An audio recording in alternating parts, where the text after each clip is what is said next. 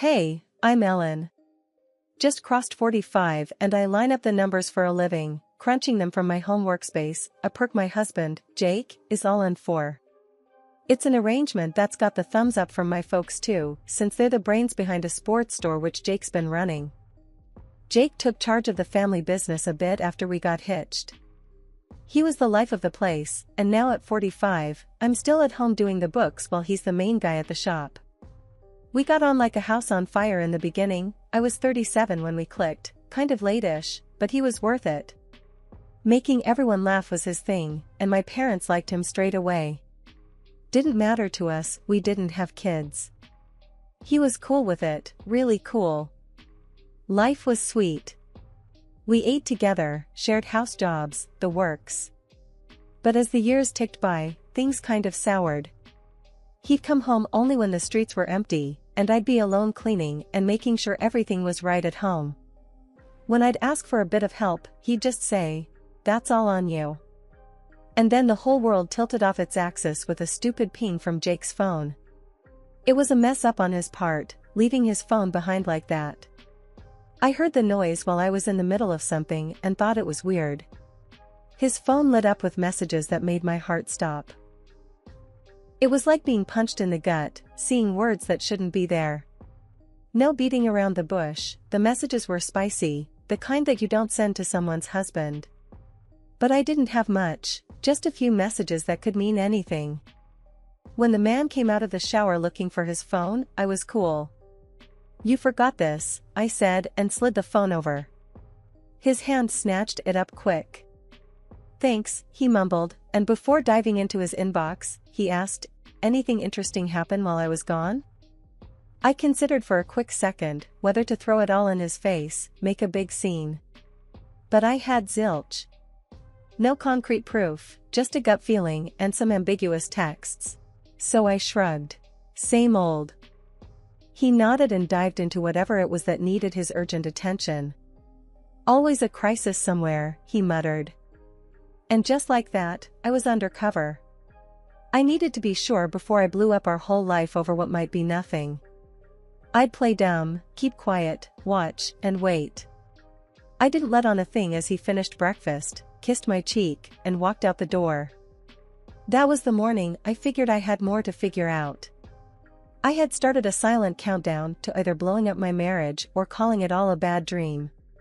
Only time would tell which. Nerves were my breakfast that morning, my hands jittery like I'd downed the entire pot of joe. I rang up the detective agency, the one that supposedly knows how to untangle the webs of lies without breaking a sweat. Acting the part of a clueless spouse, honestly, it should earn me an Academy Award. I plastered on the happy wife face, served up Jake's beloved medium-rare ribeyes, and tossed in some buttered peas for good measure, acting as if the world hadn't just tipped on its axis. Jake, well, he was his usual self, cracking tired jokes across the breakfast table, clueless that I was onto him, or was he? Sometimes the way he'd glance up from his phone, his eyes narrow like he smelled something fishy, made me wonder if he was wise to the game. I had to be slick, couldn't let the facade slip. Later, I slid into the car, the engine purring to life, just as my inner turmoil was. The meeting spot for this so-called detective? A coffee shop that was the epitome of nondescript, tucked between a laundromat and some hole-in-the-wall store selling knickknacks and paddywhacks. Frank was no run-off-the-mill gumshoe. Toughness clung to him, the kind that's seen enough shady corners to know what lurks in the shadows. He had a handshake that suggested I could break you, but I'll wait. "So, what's tipping you off to foul play?" Frank's voice didn't just ask the question, it demanded the truth.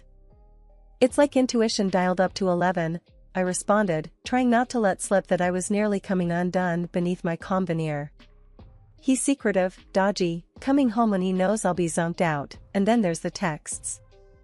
Frank's eyes didn't miss the tremor in my hands as I showed him the snapshots of Jake's texts. He scrolled through them in silence, his jaw tightening just a hair with every swipe. "We'll see who your husband's been texting. Check his habits, his lies, he won't know what hit him," he said, the last part with a shadow of a grin that didn't reach his eyes. The price tag was a punch to the gut, but I was in too deep to back out now. Let's do it, I said, even as my inner accountant screamed. Home was a minefield now, each step choreographed so Jake wouldn't suspect a thing. But the weight of the secrets turned every "I love you" into quicksand. Jake settled on the couch, the blue TV glow casting ghostly shadows. "You've been off. Everything okay?" His concern sounded almost genuine. "Yeah, just a hard day is all." I played it off, cringing inwardly at the deceit caking my words. He grunted, half listening, thumbing his phone like it was wired to his survival. "If you say so." The bedroom was my escape, but sleep was a joke. As I laid in the dark, waiting for the eventual weight of him on the other side of the bed, each creak of the house was a whisper of what might come to pass. The skies were a nasty shade of gray, and my phone wouldn't stop going off with warnings. "Tornadoes coming, Ellen," they said, and you could feel it in your bones. It was true. Jake was all business, pulling stuff from the shelves like a man with a plan. "Basement. Now," he said, without looking up. "I'm grabbing supplies. You, get the weather radio from the barn." Didn't sound like a suggestion. It was getting ugly outside real quick, with the wind getting pushy. I bundled up and dashed out to the barn. The clouds were low, and I wondered if they were trying to tell me something. The barn was a black hole. I felt around for the light but gave up quick. I knew where the radio was, or I thought I did. Then, like a bad joke, the door slammed shut behind me. "Damn," I said out loud, hoping it might make me feel better. It didn't. "Jake." No answer, just the wind being a bully to everything in its path. I pushed at the door, but it was like pushing against a brick wall. "What the heck?" I muttered, and then it hit me like a slap. This was no accident. The door had been shut tight from the outside. "Jake? This ain't funny," I said, louder this time, but the wind stole my words. I banged on the wood so hard my hands hurt, but the door didn't budge. Then I got it. This was Jake's doing. "Why?" I whispered, more to myself than anyone who could hear. A bad taste settled in my mouth. I kicked at the door, not because I thought it'd open, but because it felt better than doing nothing. "Hey!" I shouted. Nothing. Just the sound of hell's bells ringing outside as the tornado chewed up everything in its path. I should have been scared for my life, I guess. But it was the betrayal that stung me fierce. You expect the weather to turn sour, but you don't expect it from your husband. "I'm stuck in here, Jake," I screamed at the door. But Jake, well, he wasn't there to hear. In the pitch black, I stumbled around, feeling dumb and lost.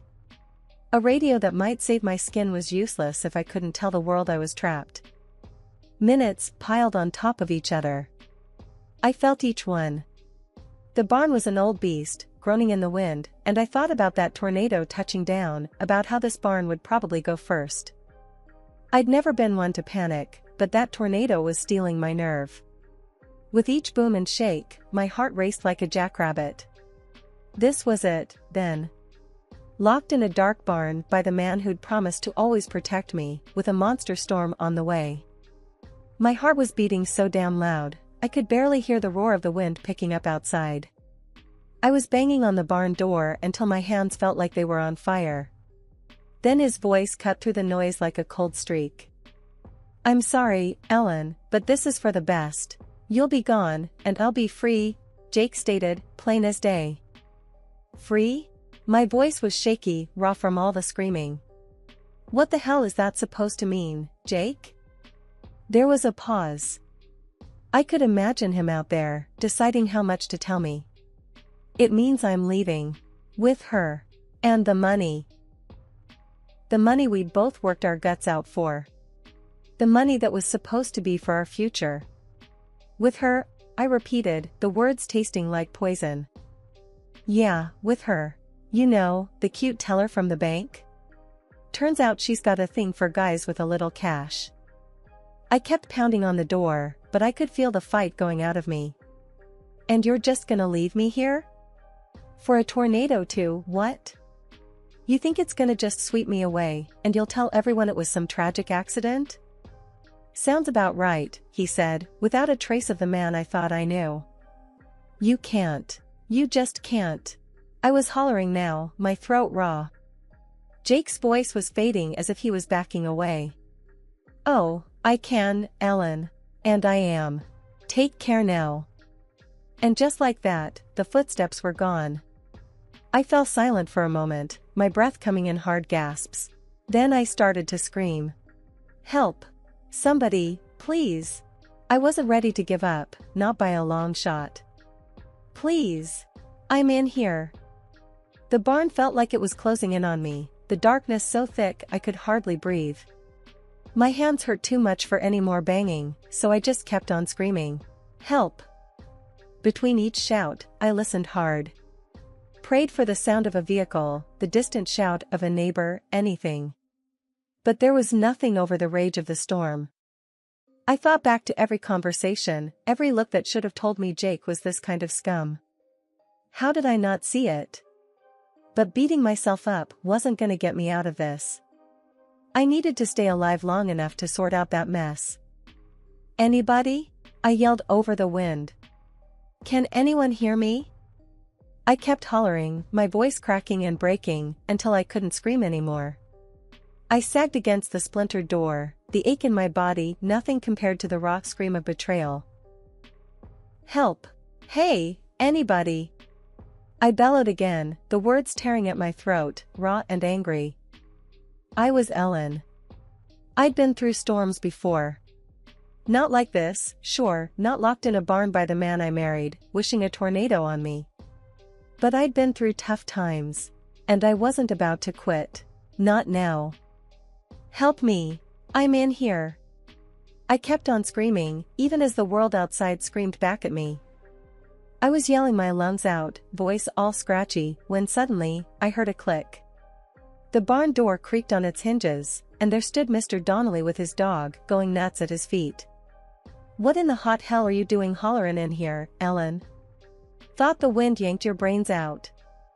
He grabbed my arm, none too gently, and yanked me out of the barn. I was stumbling over my own feet trying to keep up with his brisk pace.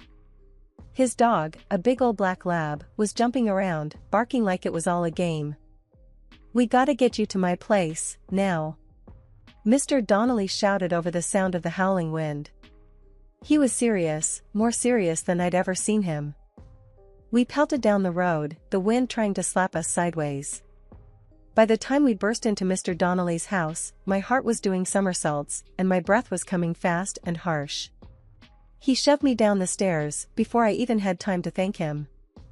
The basement was dim, lit by a couple of bare bulbs. It smelled like damp and old newspapers. We could hear the storm pounding on the house above, but down here, it felt like another world. Coffee? Donnelly offered, and I just nodded, still trying to wrap my head around everything. While the coffee was brewing, he sat across from me, arms crossed, the dog settled at his feet. All right, Ellen. Spill it. What's got you locked up in a barn with a twister on your tail? I took a deep breath, the warm smell of coffee filling the air. Jake, I started, the name like a lead weight in my mouth. He's locked me up to get taken by the storm. Mr. Donnelly stared, his eyes hard as flints. Son of a, and here I thought he was just the usual kind of fool. Yeah, a fool, I muttered, feeling my hands ball into fists. Got a plan for every dime, just not for me. Saying it out loud, it sounded even worse. Donnelly handed me a mug, the heat from the coffee seeping into my cold fingers. Well, hell, he picked the wrong woman to mess with. His lips twitched into what might have been a smile on a good day. Outside, the storm was still tearing at the world, but inside, sipping on Mr. Donnelly's coffee, I felt something like peace. Or maybe it was just the eye of the storm. S'pose I've got some planning to do, I said, my voice steadier now. Donnelly nodded. Start with resting. You look like you've been chewed up and spat out by a coyote. Feel like it, too, I said with a weak chuckle. That's how I found myself in old man Donnelly's basement, with the storm overhead. But my own storm was just getting started. And when it hit, it wouldn't be nature's fury, it'd be mine. As I stepped out of Mr. Donnelly's basement with him right beside me, what hit me first wasn't the sight but the silence, the eerie kind that follows a big ruckus. It was like the world was holding its breath. Where the barn used to be, there was nothing but a jumble of wood scraps, broken tree limbs, and scattered stones. Looked like someone had thrown a tantrum and tore the place apart. Mom and Dad were right there, next to that mess. They were crying hard, so caught up in their grief they didn't notice us at first.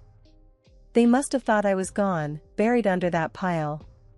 I could see Dad's shoulders shaking, and Mom, she was just crumpled. Then there was Jake, my so-called better half, standing off to the side. The look on his face when he saw me, it was like he'd seen a ghost. He went so pale I thought he might keel over right then and there. "Mom! Dad!" I yelled, needing to pull them out of it. They spun around like they couldn't believe their eyes. Mom was on me in a flash, her arms so tight around me I could hardly breathe. "We thought," she tried to say, but couldn't finish. "You thought wrong," I told her, pulling back to look at Jake. "With everyone watching, I said it straight. This one," I tipped my head towards Jake, "locked me up in that barn. Figured I'd be history after the storm hit." The words hit like punches. Dad's face went from heartbreak to anger so fast I swear I could see the change. "What?" he said, real low and dangerous, turning to Jake. Jake tried to find the right lie, I could see it. "Now, listen." "Not a word," Dad cut him like a knife. "No room for talking now. Your lies are worth less than spit." Mom was looking at me, then at Jake, putting it together. "You did this?" The hurt was raw in her voice. "And I would have died in there if it wasn't for Mr. Donnelly," I said, thumbing towards him. Mr. Donnelly just gave a nod, like it wasn't a big deal, but we all knew different. Jake backed up a step, maybe thinking he could fade away. "Ellen, You what?" My turn to cut him off. "Hope I'd be scrapwood like the barn?" Neighbors started crowding around, picking up on the drama and the disaster, making a circle around us. I could hear them muttering, shooting looks at Jake that could scald. Someone said, "Is that true, Jake?" And all he could do was stand there, mouth working with nothing coming out. Dad stepped forward, and for a sec I thought he might just deck him. "You get gone." He pointed towards the road. "Don't want to see your face round here again." Jake took the hint and started walking, not saying another word, leaving a quiet that shouted in his wake. The neighbors, they were all buzzing and clucking, saying how they'd help us pick up the pieces, literally, and all that. It was good people doing good people things. But right then, it all just washed over me like rain off a duck's back. Mom and Dad stayed close, like they couldn't quite believe I was real and standing there. They kept touching my arm, my back, just little pats, the kind that said 1,000 things. My phone decided right then to chime in. I pulled it out and there they were, pictures that painted 1,000 foul words. Jake and some woman, all smiles, living it up. In one, they were cheersing with drinks more expensive than the new roof we'd needed. My heart kicked hard against my ribs, anger rising hot and fast in my throat. I tossed the phone to Dad, not even wanting another look. The pictures made their rounds among the neighbors faster than a rumor. Skiing and gasps added a soundtrack to the unfolding drama. "Is that, with our money?" Dad's hands were shaking, but there was nothing weak in his voice. "Looks like trust ain't all I invested in him," I said. Anger made my words come out cool and distant, like I was talking about someone else's life going up in smoke. Next to me, Mr. Donnelly spat on the ground, a well-worn sign of disgust. "Always knew the boy's smile was too slick," he muttered. Dad looked like he was calculating how much that smile had cost us in cold hard cash. "We'll be going to the lawyer first thing tomorrow," he declared. "He won't get away with this." The neighbors nodded, murmuring agreement. It was comforting, in its own way, to have folks at your back when the world turned inside out. "Tomorrow?" My mom seemed to snap then. He will answer for his sins now. I understood that feeling boiling up inside her, but I knew if we were to wring this out for what it was worth, we'd need the law on our side. We'll get him, Mom. We'll get every cent back. It was a promise I intended to keep if it was the last thing I did. We spent a few minutes going back and forth about what to do next, but it was mostly just to keep our hands busy while our minds raced. What to fix first, what to sell, how to get back on our feet. I guess this is what they call a fresh start, I said, trying to find a silver lining. Dad let out a puff of a laugh. Fresh start, yeah. We'll clean this up. We always do. Underneath the turmoil, I could feel something new taking root. Maybe it was determination or just plain stubbornness. Either way, it felt good, like the first step on a long road to something better. As the twilight shadows stretched over us, the flicker of flashlights and murmurs of our neighbors helping to clean up became the evening's choir. It wasn't much, but it was a start. I looked around at the people gathered, ready to help us rebuild, and felt a surge of gratitude. This was bad, but with folks like these, we'd manage. The clang of the courthouse door echoed in my ears as I stepped into the hallway, the sound of finality. My shoulders, which seemed to have been near my ears for months, finally relaxed. Outside, the sun was fighting through the gray clouds, and it felt right, like the universe was agreeing with the judge. I could get used to this, I mumbled, half to myself, half to the world. Mom, who hadn't let go of my hand since we walked in, gave it a squeeze. To justice? Me too, Ellen. Dad was a few steps ahead, talking to Mr. Donnelly. They were patting each other's backs, almost too rough, but that was just how they showed relief, I suppose. The police had done their job, taken Mr. Donnelly's statement, all the shady emails, and the photos off my phone as evidence. They moved faster than I thought they would, or could. Even Jake couldn't squirm his way out of this one. "Ya hear what that lawyer said just now?" Dad was almost grinning as he caught up to us. Even his fancy suit couldn't help Jake snake his way out. Mom snorted. "Yeah, and did you see Jake's face when the judge handed down the sentence? Like he swallowed a bug. Good riddance." We stopped outside, the cold air feeling sharp, but I welcomed it. It was bracing, full of a new beginning. "I just want to thank you guys." I looked at Mr. Donnelly, for believing in me. He waved me off. "No thanks needed. Justice had its day, finally." Dad nodded. "We're a family. A unit. Ain't nothing that's gonna break that, you hear?" "I hear you, Dad. Loud and clear," I replied. As we walked towards the car, there was this tight feeling in my chest. Not from sadness or fear, but something else, relief, maybe. It was hard to put a name on it. "Divorce papers are in," I said, more to the world than anyone in particular. "And the business is clean of him." "Now that," Dad said as he keyed the engine alive, "is music to my ears. And we can finally get that new roof, huh?" Mom's attempt at a joke made all of us laugh, a real, genuine laugh. The engine hummed softly as we began the drive home, the route familiar, yet it felt different somehow. At a red light, I looked out the window at folks just going about their day, oblivious to the small victory in our car. It wasn't a shout it from the rooftops kind of victory, but it was ours. As we turned onto the main street that led back to our home, the fields on either side lay fallow, but it wouldn't be long until they were green again, alive and full of potential. Life had a way of pushing through, of continuing against all odds. And so would I. With Jake out of the picture and justice served in the courtroom, it was like the world had given me permission to start over. I'd be lying if I said I wasn't scared, but there was excitement there too. And as we drove on, the sun broke fully through the clouds, bathing the car in a warm light, and I knew that somehow, everything was going to be all right.